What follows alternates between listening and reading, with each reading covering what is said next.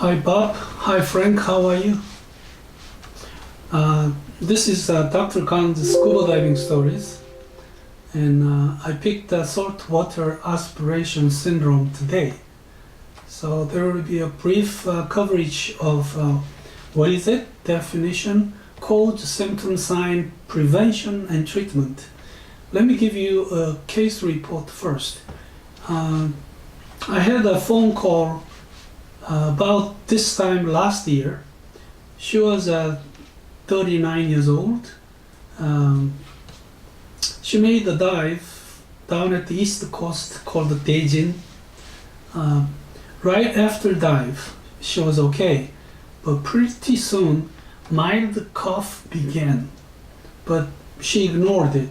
She didn't feel it too bad, and after a good night's sleep, today she feels some fever, clammy skins, general malaise, aching pains here and there, etc. Sounds pretty much like a typical decompression sickness.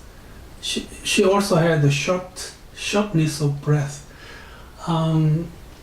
But here, shortness of breath strongly made me doubt the presence of saltwater aspiration syndrome. And this is her x-ray. Compared to a normal chest PA, it's called. Here's some white patches on both sides of her lungs. Her blood oxygen level was very low, like 52, when it should be like 95 or over. And this is what saltwater aspiration syndrome is. Salt water, or the salt of the seawater, not really the water itself, reaches alveoli, and it washes out the surfactants and block the function of cilia, disturb normal physiological mechanism. But when it gets really bad, it can become saltwater aspiration pneumonia even. Cause is regulator malfunction, especially if you use a regulator second stage with ill-fitting mouthpiece. The salt water keeps on coming into your mouth, and the salty particles can go into your lungs. So when you have the saltwater aspiration syndrome onset, it's usually cough, rigor, dyspnea, malaise, headache, and then the symptom gets worse by fever, tachycardia. When you have shortness of breath, your heart has to pump faster and more to give more oxygen to the rest of your body. So that comes to bring up the tachycardia. We can hear the crepitation sound from your lung. So to check it out, we use chest x-rays and also arterial blood gas analysis. So what do you do to prevent? It's just we maintain and own top quality equipment.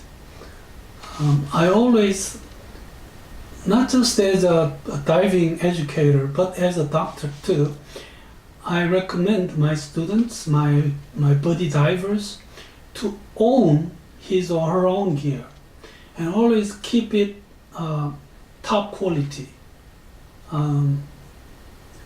which can save your life even, you know. So treatment is just 100% oxygen is good enough.